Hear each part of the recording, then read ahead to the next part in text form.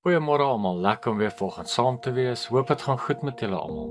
Hierdie week praat ons om 'n lewe te lewe wat doelgerig is, of 'n doelgerigte lewe te lei.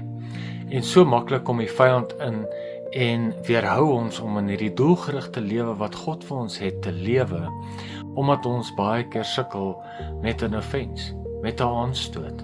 En wanneer ons 'n aanstoot in ons harte het, kan God ons nie gebruik tot sy koninkryk nie.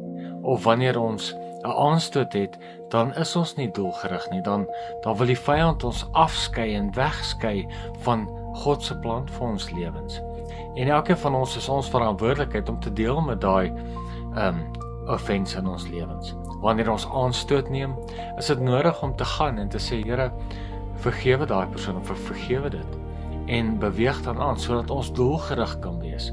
2 Korintiërs sê die volgende, 2 Korintiërs 5 vers 18 sê, en dit alles is uit God wat homself versoen het, deur Jesus Christus en ons die bediening van versoening gegee het.